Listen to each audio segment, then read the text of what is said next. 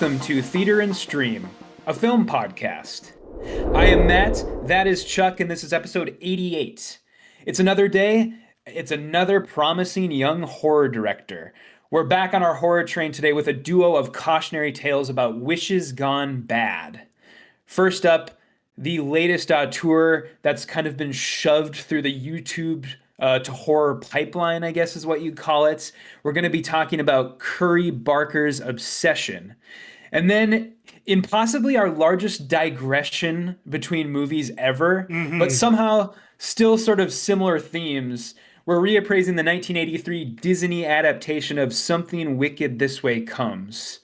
So, Chuck, you're kind of the one who set us down this path. What's the significance of Something Wicked This Way Comes? What kind of significance does that hold for you? It's funny because I was pondering that as I rewatched it because in preparation for this, because I was where did my association begin with this? Do you remember when you were in middle school, elementary school, when you had mandatory reading time? Yes. Mm-hmm. There was a kid in one of my classes who was reading the paperback copy of it that had the movie poster for the adaptation on it. And I just remember seeing it, that movie poster of Mr. Dark with his hands like that. And I was just like, what the fuck is that? And then I was like, the title just grabbed me. I was like, oh, what hooks this has. And then I didn't think about it for years until I watched the movie myself, randomly. But that's where it begins. It begins with that movie poster and just everything that it evokes. But in terms of this episode and its theme, yeah, it's about being tempted with something and, and suffering the consequences of your temptation. I guess that's how I would throw it out there, on Front Street. But I guess as we go deeper, we can maybe see that there's, something different cooking in each of them. But from Ray Bradbury to Curry Barker, trust me, this works. It's not as crazy as it may look. There's something happening here that I can't wait to get into, especially since both of these movies ultimately for me are winners. I recommend them. I'll get that spoiler alert. I'm going to be very positive throughout most of this episode for, I guess I can't remember the last time we really hated our I guess Apex was kind of a stinker. But for my money, from the moment we first saw a trailer for Obsession, we kind of knew exactly what we were getting, didn't we? I would argue. Oh, definitely, yeah. Yeah, I mean, I talked about I won't claim to be a Curry Barker hipster or anything, but I had talked about Milk and Cereal on the show, back when that came out, and I at the time I was like, yeah, this guy, there's something here. There's something going on with this guy. He just needs some more resources, I think. And now he has those resources. And so, yeah, what did you make of this movie Obsession?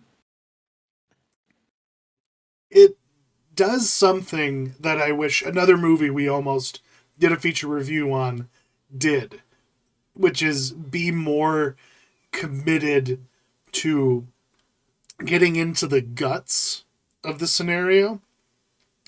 Because you'll see this when I talk about Hokum, in our Watchlist episode. But when you got all the right ingredients, but you don't let it cook long enough, it's not necessarily a problem, but it definitely shows that, okay, you could have gone further, with this. There was more steps you could have gone. And while you could very rightly say Curry Barker goes too far at times, I still think that this effectively took what would normally be passe and lame. How many garbage monkey paw, shovelware movies have been made, in the last 20 years? Probably more than you would expect. And to come up with his own mechanics and mythology, and to not be totally beholden to lore that has existed on the internet forever. It's to me, it seems fresh in a way that I think a lesser, creative would have fucked up. If they had tried, it would have been more half baked versus, oh, how savory obsession can be. I and I guess, like, yeah, like there are the moments where he has the equivalent of someone eating a knife, which is like the current standard for cringe for me when it comes to movies. There's some moments where I was like, good God, what the fuck? Why is that happening? Why is everyone being like, like some people are reacting appropriately and some people aren't? What the fuck is going on? And there's a reason for that, because this is actually a movie like where the character has to confront the reality of their choice. What did making that wish do? Not only to another person, but to himself and the whole world, as a matter of fact. Can he live with this world he's created through his wish? And I guess ultimately, yeah, we find out he can't. It's like he is so in the friend zone that not even irrevocable curses can save him. Though the ending is complicated and convoluted. If I hadn't checked the wiki, I don't know if I would have picked up on all the nuances happening there. But from tip to tail, I loved this. And I'm glad that he didn't overdo some things. I also don't relish the places where he definitely did. But he's a young, edgy guy trying to make his mark, and I respect the fuck out of it.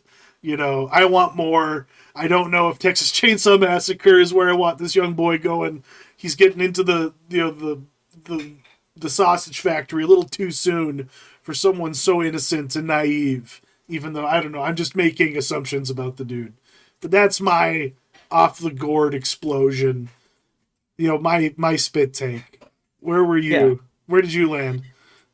Yeah, I think maybe largely in the same headspace as you are. Maybe I liked it a little bit less, and it's only because yeah, I do think that there are times when he gets a little indulgent. There's indulgent things he needs to rein in. Like he reminds me, I watched a lot of Curry Barker like interviews leading up to this about this Okay. movie and stuff like that. And he reminds me a lot of Tarantino, where this guy clearly comes from being a fan of horror movies, a place, of being a fan. And there's like, he goes too far in some ways, but it's weird because he goes too far. Like, I don't think the head smashing stuff, against the steering wheel, I don't think that's going too far. That moment is sort of like deserved, or that moment it's It's expected and it's it's deserved. built up to. And Yeah, like the mechanics are all there.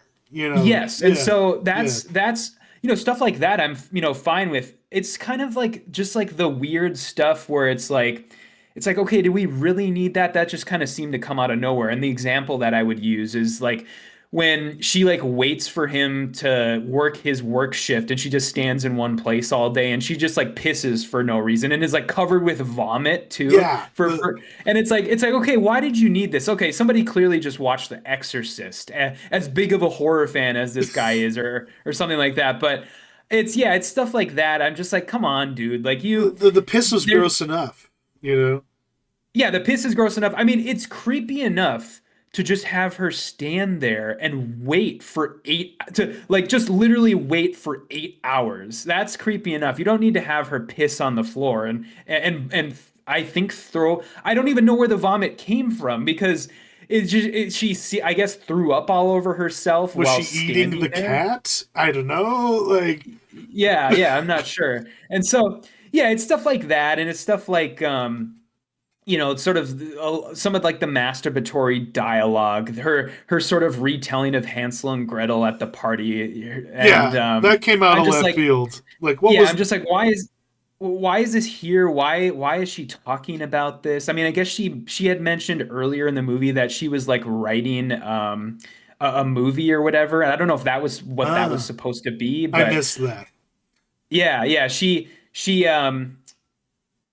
was a what was it? Or no, maybe it was a novel. She was an aspiring novelist, I believe, and they talked about that a little bit. So I don't know if that was part of that, but anyways, minor quibbles. Otherwise, really really liked this. I really he has a gift for knowing how to craft a tense, scary scene. He's watched enough other things. This is like, you know, again, I'll go back to Tarantino. I didn't go to film school. I went to films or whatever. And that is clearly the case here, where he's got the jerky movements of the Grudge girl from the Grudge movies. He's got I'm going to put this flower pot in front of this girl's face and just have her hold it there. And you're going to be sitting there as an audience member going, what the fuck is happening? Like, what is going to happen when that flower pot moves away from her face? Or what is she going to do with that? And he knows how to craft these scary scenes. And so that's all you need at the end of the day to make a good horror movie. And so, yeah, I really enjoyed it. Because I guess we kind of got ahead of ourselves. Basic premise Yeah. of this, lonely millennial, like Gen Z boy. I guess is he Gen Z? Would you say, or is he? I'd say so. Yeah, Yeah, early. If this is set in 2026, yeah, yeah, I'd say like mid 20s, early mid yeah. 20s. So yeah, mid 20s dude. His cat eats some oxycodone and dies, and so he's fully alone. And just a pathetic sad sack. And he needs his female platonic friends to help coach him through telling his crush that he likes her. And then he's got his asshole friend played by Cooper Tomlinson, who's part of the comedy sketch duo that birthed Curry Barker. And he acquits himself pretty well, doing a role he's probably going to be doing for the rest of his acting career. Because it's he's such a baby face. He's so interesting to me, though, because he does have levels, where he's having his own fucking movie, this whole time that we aren't privy to. You know what I mean? Where he's he's on his own little quest to prove why his fuck buddy suddenly Twitter pated with his loser friend. That, I love that part of it because he's just in the background having his own little adventure, and then he gets to be a billionaire for a second because and I want to get into this. There's these random ass crystal shops that know they are selling real wishing sticks that work, and they've all used them too, presumably, but use them responsibly. And we are encountering some of the only people who have used it irresponsibly. Or is there an epidemic of just toxic wishes afflicting wherever in the United States this is happening? Mm-hmm. What can we glean from what we are given? Well, it's funny because there's that scene where he goes on this movie's generic version of Reddit, and Reddit. It's all just I wanted to bring that up. That was great. Yeah, it was so authentic. It's half the people are like, this didn't work, this was bullshit, and then half the people are like, oh, this is awesome. And so but they're promoting it. There's obviously some sock puppet accounts. Oh, sure. Fake advertising. Yeah, I get that. And so you want to sit on my lap? It's one of those things that I don't know. I guess unfortunately, if you think about it for any longer than 5 seconds, maybe it kind of breaks the sort of universe of the movie, because we don't really get, if that's one thing we don't get a lot of in this movie, it's sort of any sort of information about One Wish Willow or any sort of lore or anything like that. And so that was one of the points I wanted to bring up too, was how it's what even happens when you break the wood, because not every wish has to do with trying to make somebody love you. I'm sure that's a lot of people's wishes, but not every wish seemingly involves that. And so when he specifically breaks the wood and it's a wish about love, it's there's some sort of entity that possesses her, and you don't really get any sense of what, is it a religious thing? Is it a demon? Is it a ghost? Is it a mythological being, like an eldritch being. We have no idea. This is headache medicine. All we really know is that she seems to maintain some sort of lucidity at the beginning that slowly kind of gets, it slowly takes her over. And Yeah, and that uh was fascinating. Like watching mhm, it like go from dominating control to like suddenly she's like, "What the fuck am I doing? Why are we making out?" To, "Oh, yeah. I'm so sorry. I'm so sorry." Like that stuff was just like hair trigger at times. The switch between one and the other. And Mhm. my ultimate take is that it's the it's like you could there's obviously something malevolent going on behind the One Wish Willow like company itself, you know, Yeah, because of the phone call. because of the phone call. But when it comes to like like actually controlling her, I think it's just like the wish itself. You Okay. know, it's like it is the manifested version of her that is exactly what he's wished for. And yeah, it is slowly replacing her, kind of like Johnny Silverhands and Cyberpunk. You know, like the engram is taking over and replacing the original eventually. Yeah, I like that take because yeah, I think that's a better take than it Watch out. being like some sort of, yeah, like demon or some sort of case of like possession. Um the really interesting thing though about that is, that phone Here, call these that are he my has electrical with like equipment.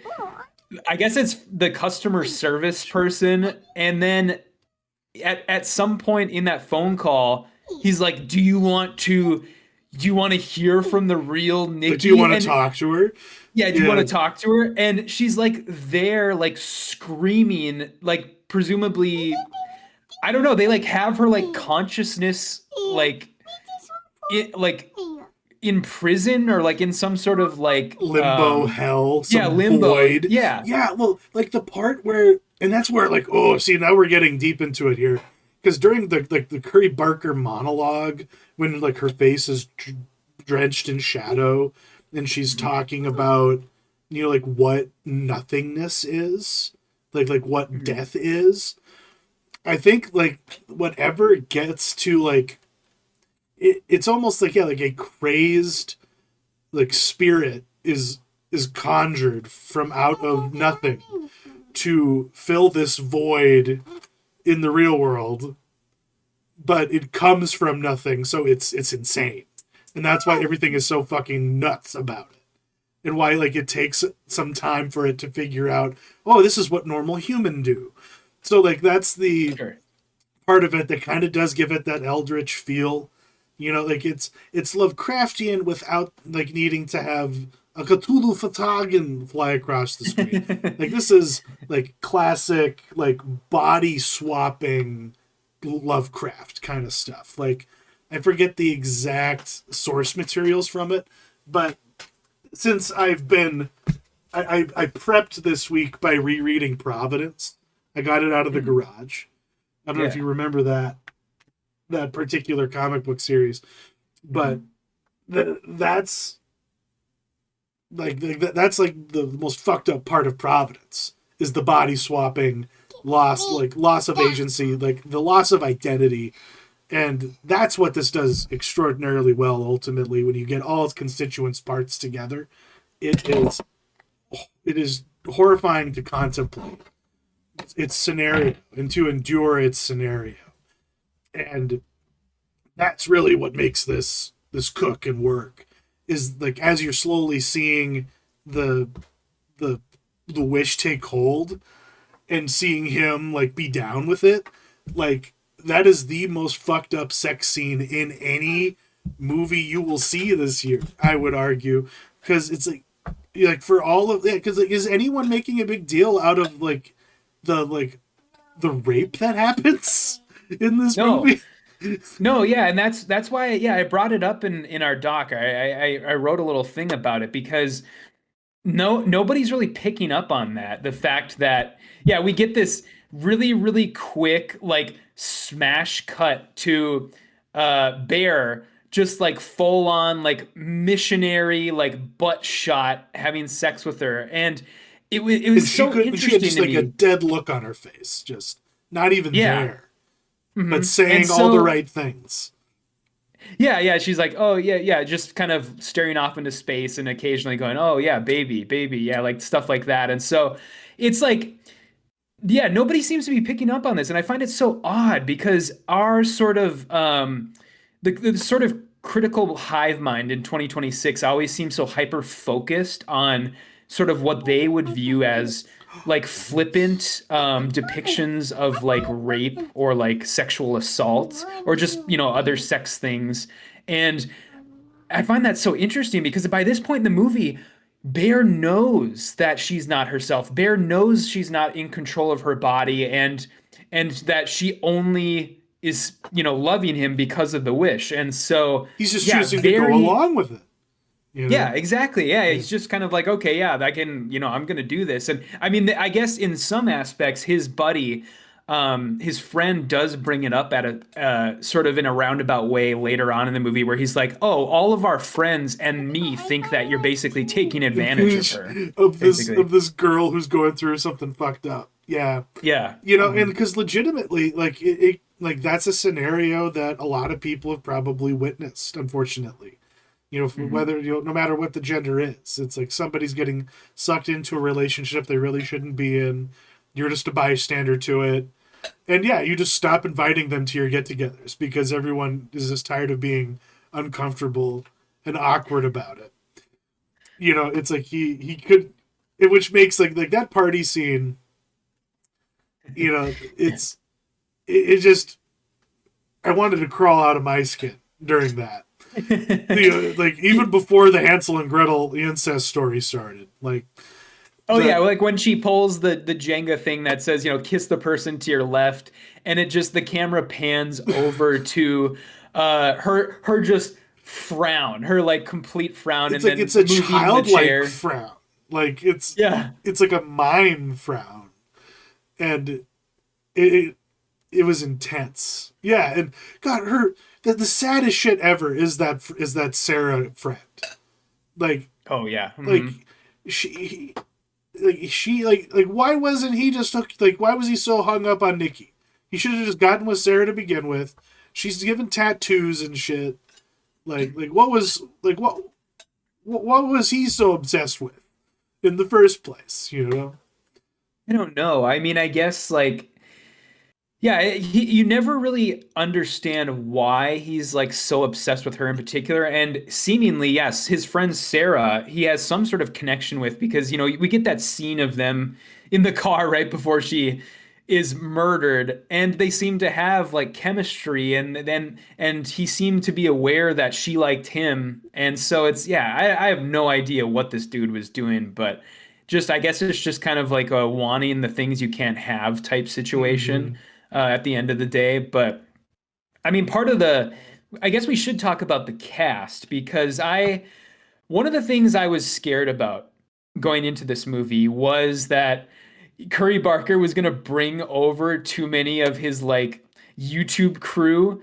And you know, one I liked Milk and Cereal a lot, but one of the low points of that movie is the amateur acting because it is all just his buddies and friends that are acting in it. And it's And I'm found so footage, you know, so like they were already trying to like I don't know. yeah, It be a little was bit amateur. it was already a little hard, I guess. The degree of difficulty is higher.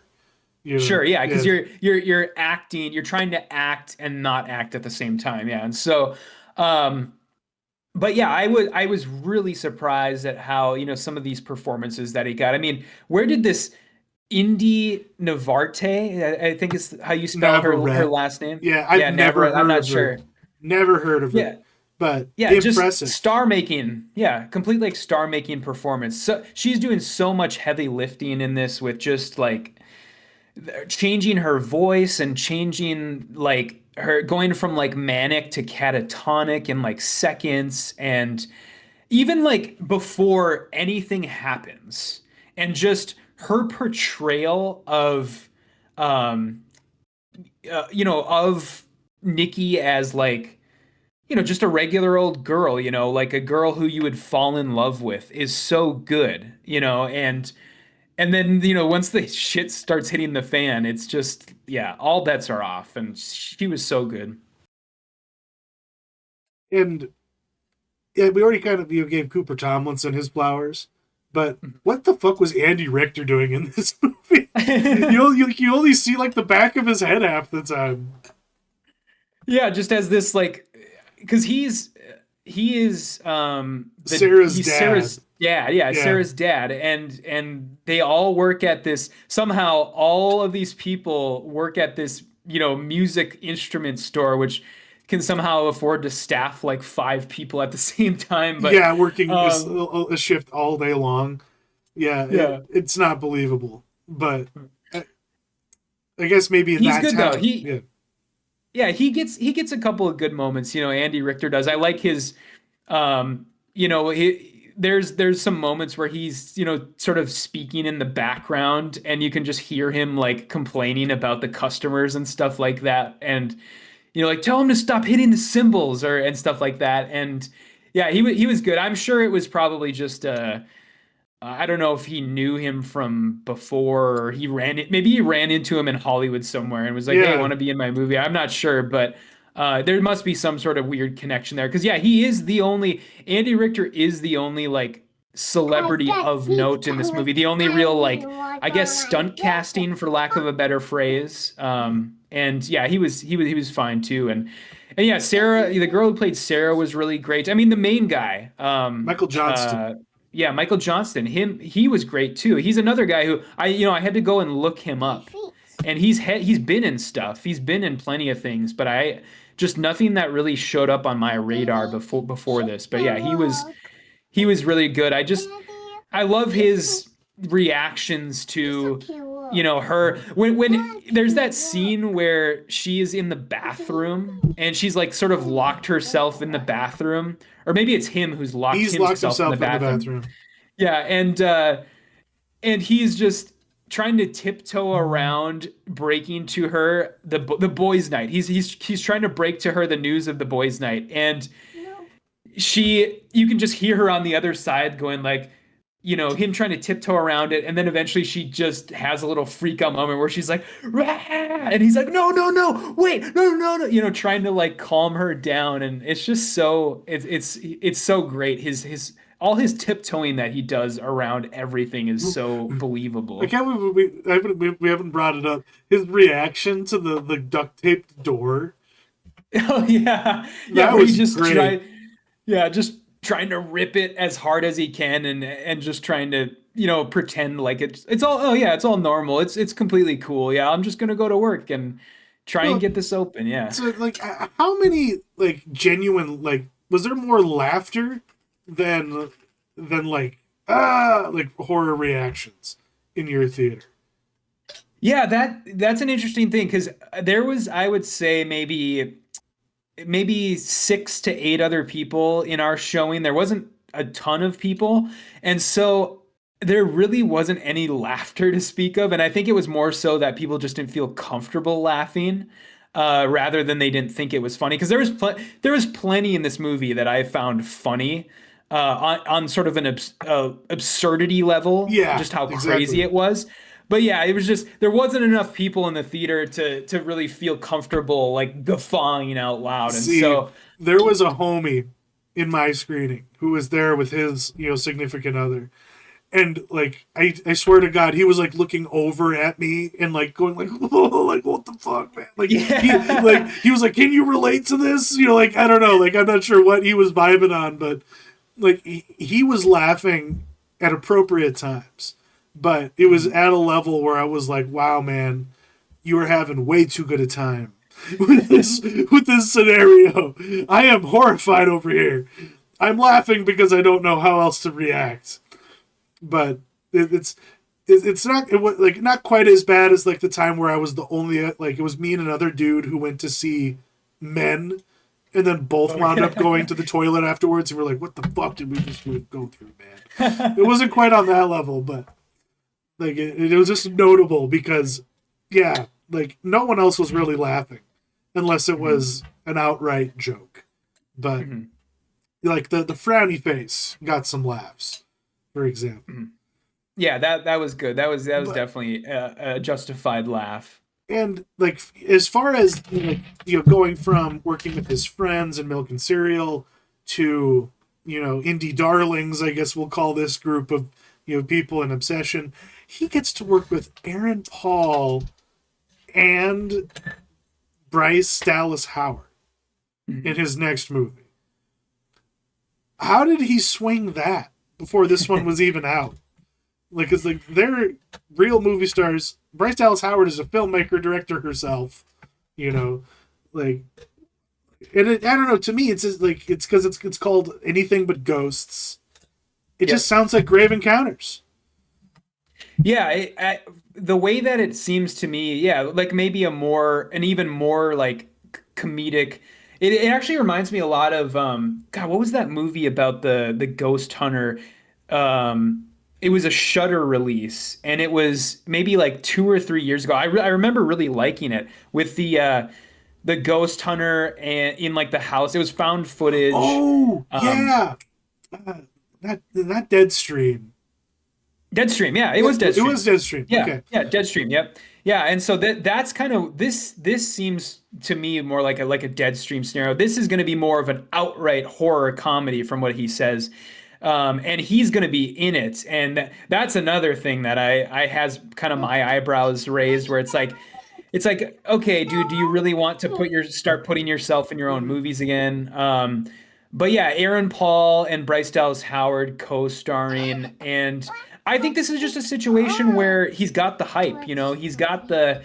Remember how when the Philippou brothers made Talk to Me, who was the Australian actress who was in that from Lord of the Rings? Oh, Miranda Otto. Miranda Miranda, Otto.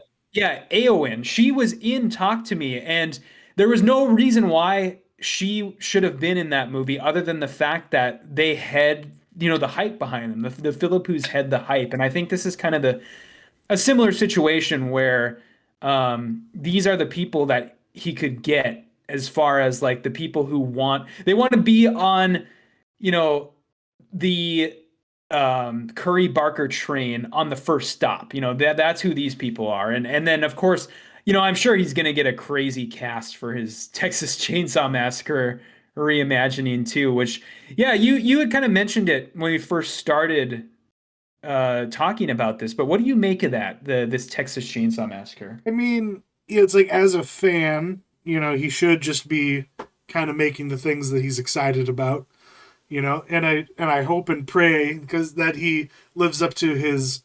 Because I watched one interview where he's got those blue like tinted glasses on, and Yeah, the he's sunglasses that he yeah always wears. Yeah.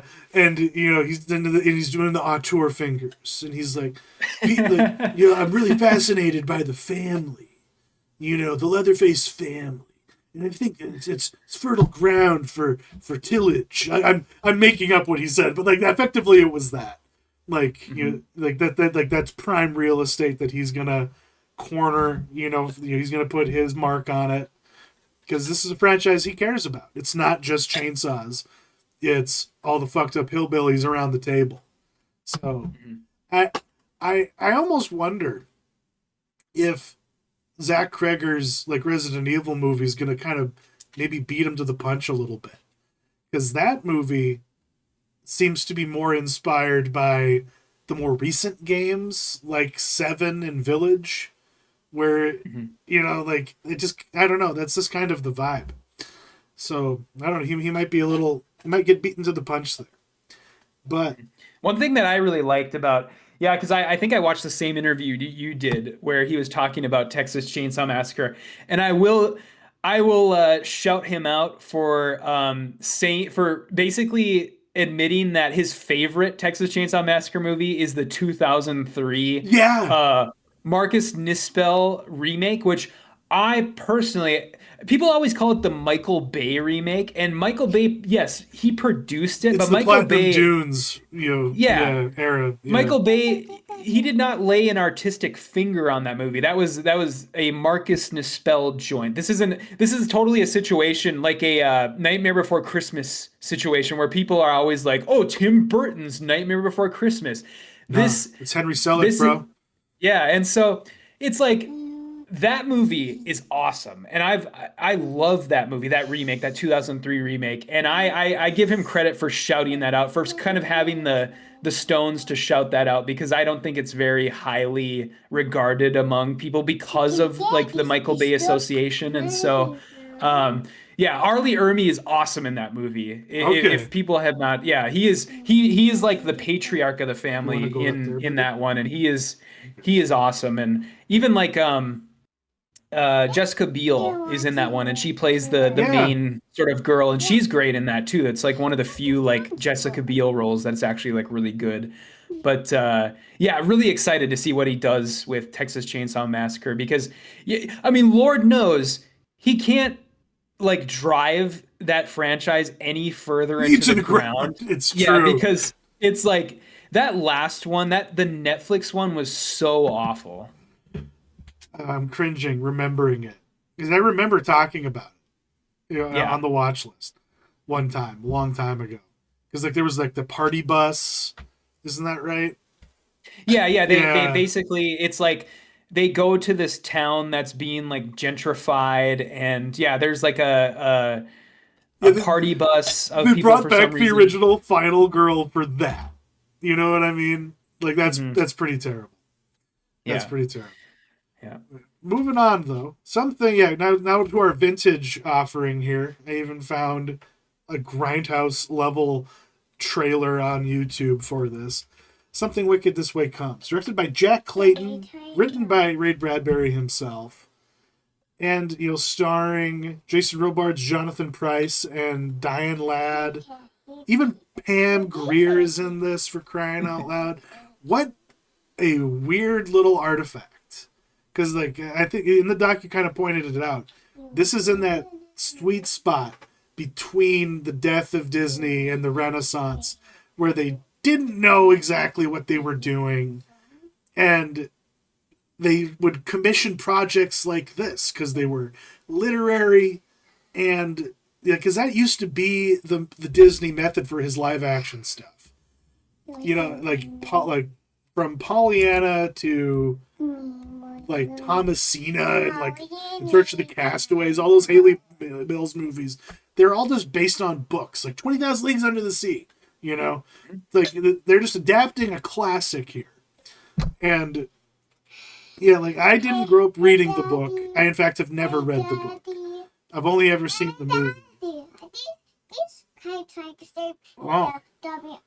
Luca's found our D&D dice and he's telling me about Oh, sweet. them. But is it, there's a magic to this. Like from the Mm. opening frames of like they went way too hard on shots of nature in this movie. But there's like the vibes of fall, like it's immaculate vibes in this movie. Like I think the youth in search of like high quality, meaningful, substantive experiences should seek this weird movie out next fall, next Halloween season, next spooky season. Put this on your watch list because it hits a vibe that I didn't even know I needed tickled. You just Yeah. yeah. Hey, buddy. No, I totally agree. I mean, um I've never seen this movie and I've never read the book also. I only really know about this through like vague plot points that I've sort of gleaned through pop culture osmosis, throughout the years. And it's so weird because it's old. Yes, it's old. It's from the early 80s, but it feels fresh and novel Timeless. in Yeah. 2026 where it harkens back to a world that doesn't exist anymore, both from I mean, just yes, of course, it's a movie that is that old. Our world no longer looks like this, and from that aspect, it's fun to watch. But also, yes, because of the weird time frame before the Disney Renaissance, where they were just trying crazy things, and I really appreciate the movies tendency, you see this a lot in older kids movies where they trust children more to Yeah. be able to handle themes where it's like, oh, we're going to talk about crazy shit like your parents dying eventually and growing up and growing old and letting your children down, just like being afraid that you're going to like the scene where he talks about like the kid almost drowning. I was like, oh my God, this is some crazy shit for like a kids movie. Yeah. and They would and never all go there today. Like, watch Super Mario Galaxy movie and then watch yeah. this. And it's like two different universes in terms of how they approach children's entertainment. Yeah, it's there's a level of trust there, and I mean it's partially that, yes, it's partially like the level of trust, but then it's also just partially that parents just were this way in the 80s. This is the time, this is the time period where parents were shoving their kids out the front door on a Saturday morning and saying, I don't want to see you until dusk. Don't come back home until dusk. Go out and play. And Mm-hmm. so, yes, it's also partially that, I suppose, but there is a level of trust there, definitely, as far as, letting kids know about these things, these themes, and letting them know about things like death and growing, like you're gonna grow up someday, and it's might not be that fun, and um, but yeah, I really, really, for the most part, I really, really enjoy this. Of course, it is cheesy at It's points. Of hokey. course, yeah, it Yeah. is very hokey. There are parts where it really like looks awful. Like the studio backlot that they're filming on looks really, really awful. But um, I just it's fun to watch just from being an artifact alone, in my Yeah. opinion. And like, do you know the inspiration, like the background behind like where where Bradbury came up with this? I have no idea. No, When he was like when he was age of the boys in this movie, Hmm. a traveling like circus carnival came to town, and a magician named Mr. Electo said, "Come here, boy. Do you want to live forever? Or like you should live forever, little boy." And it just like fucked him up for the rest of his life. And he never he just couldn't get that memory out of his head.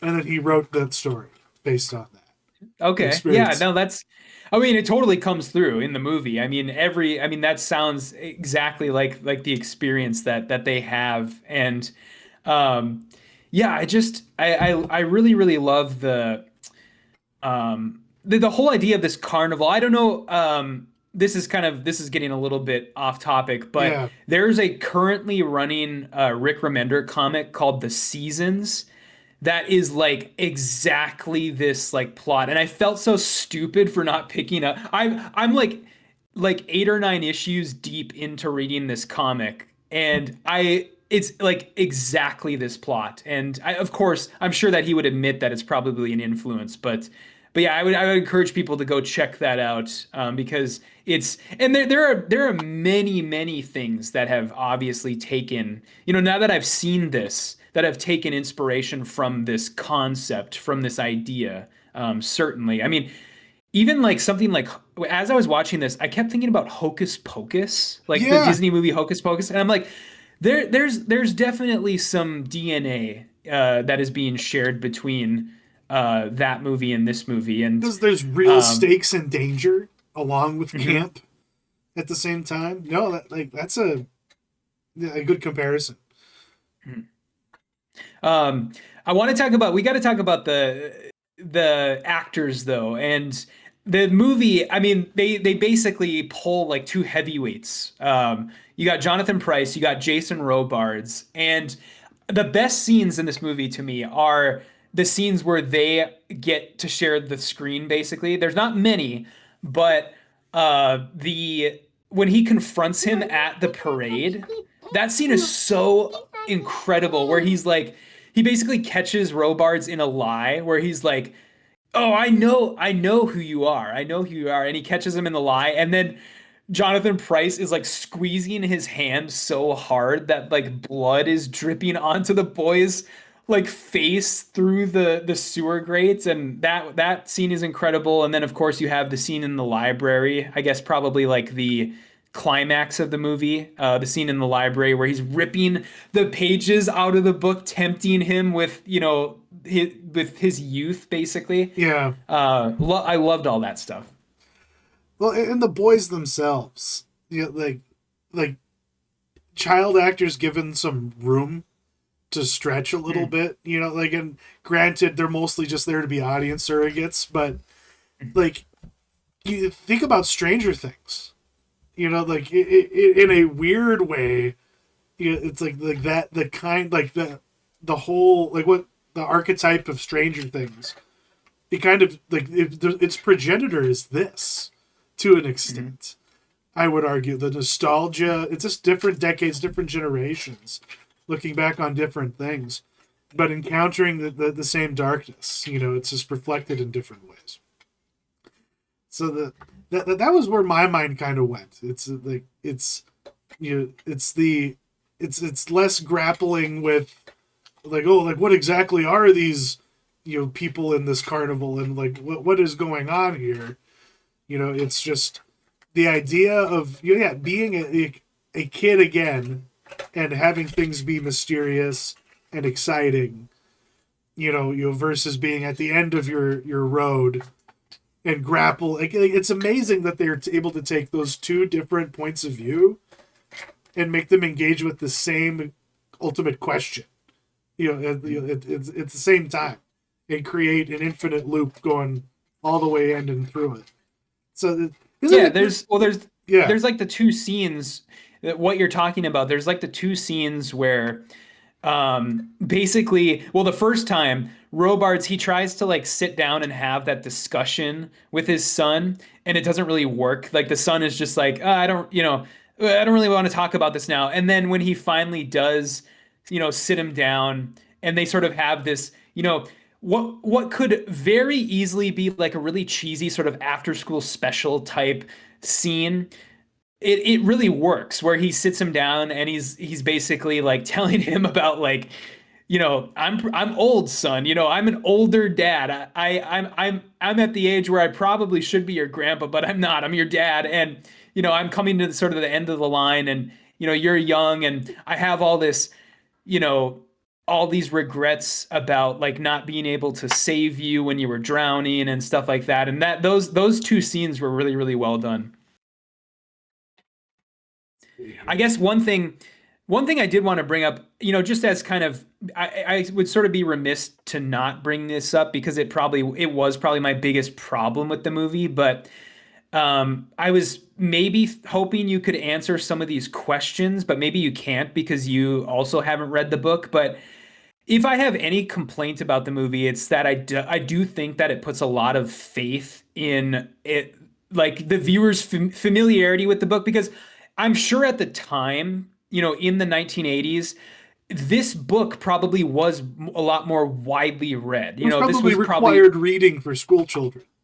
Yeah, yeah. And so there's just certain things that I just did not understand, like as far as I guess I don't really get the Tom Fury character as far as like his how he fit into everything. I mean, I understand what he was. He was this traveling salesman who was selling these, lightning rods, but I don't really understand how he fit into everything, and why Mr. Dark needed like the secrets to know like the secrets of like this storm that like followed them. And I really did not understand the Dust Witch. I think it was her. Yeah, I don't understand the Dust Witch. Yeah, like that. I'm just like, okay, I guess this is just a woman who Mr. Dark essentially uses to like lure men in with her sort of sex appeal, I guess. Yeah. And like and then those are kind of the big things, and then there's like smaller things too that I noticed. Like, did you ever pick up on like the weird creatures that were in Mr. Dark's parade that had like the makeup over their faces like that the made them look like type creatures? yeah, they look like the very, this is a very specific reference. I'm sure not a lot of people will get this, but they looked like the like nurse character from that Twilight episode, Eye of the Beholder.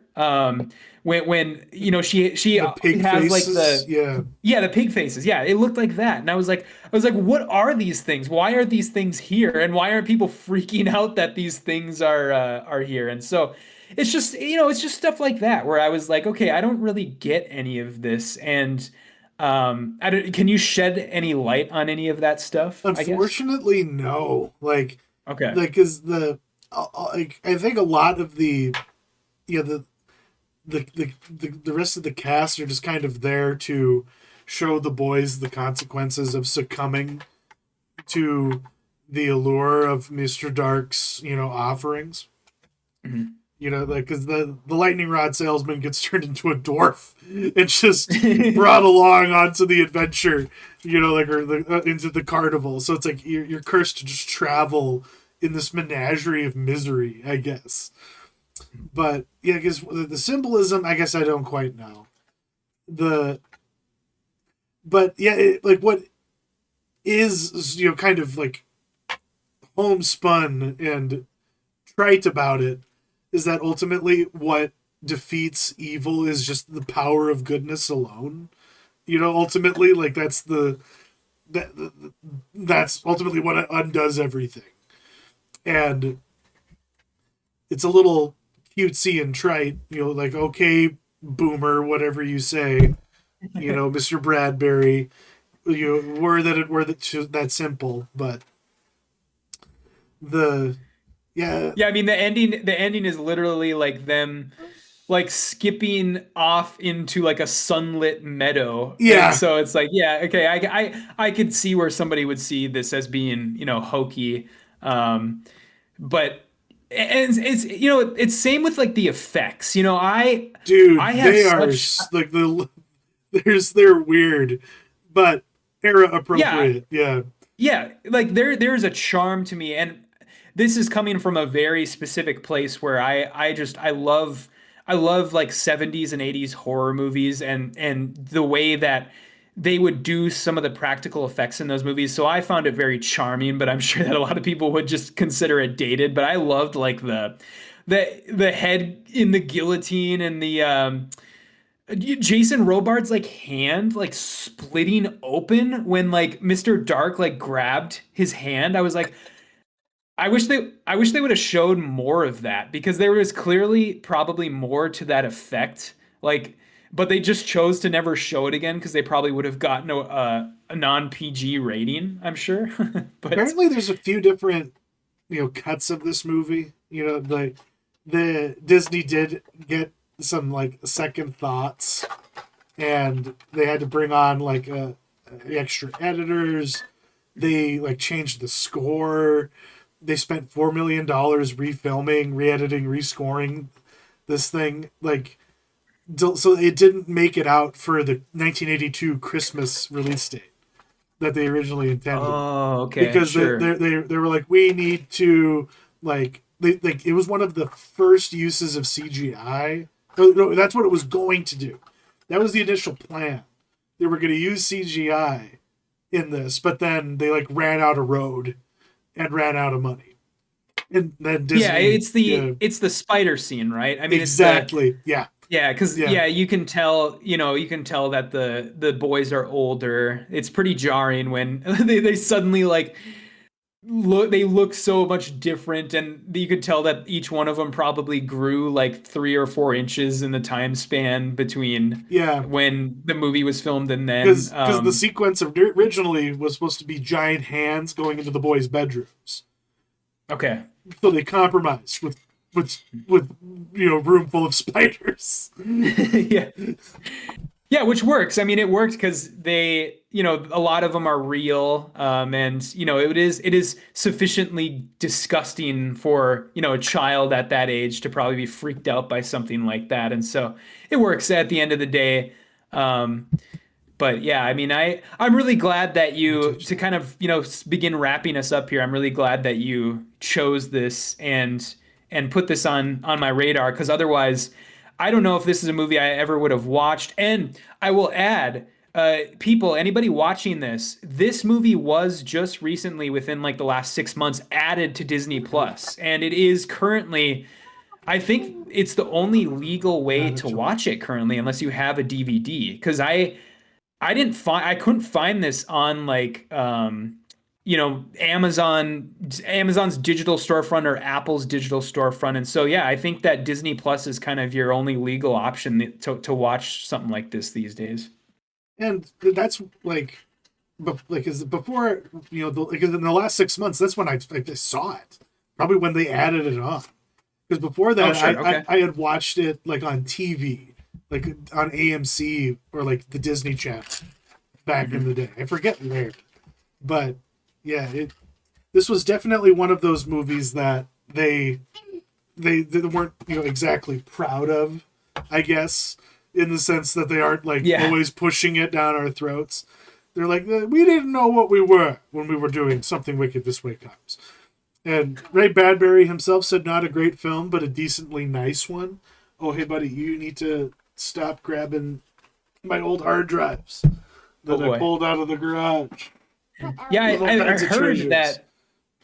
I was also reading some interviews with Bradbury, and I heard that he considers this, as far as his, the adaptations of his work that he was able to see, he considered this one of the more successful ones, from what I understand, as far as page to screen, I guess. Yeah, and I mean, he did write the damn thing, so it's to his credit, they did a pretty good job ultimately. Hang on, while I get some things switched around. That kind of does it for episode 88 here, which has gone bad. We invite you to check out both of these and prepare yourself for whatever may come at our next feature review. Either we're going to be no clipping into the back rooms with Kane Parsons, or we're going to be tearing down capitalism with Boots Riley with I Love Boosters. It all will depend on what Minot, North Dakota's AMC gets. We'll roll the dice and see what happens. But as always, thank you for joining us and thank you for watching. Yep. See ya.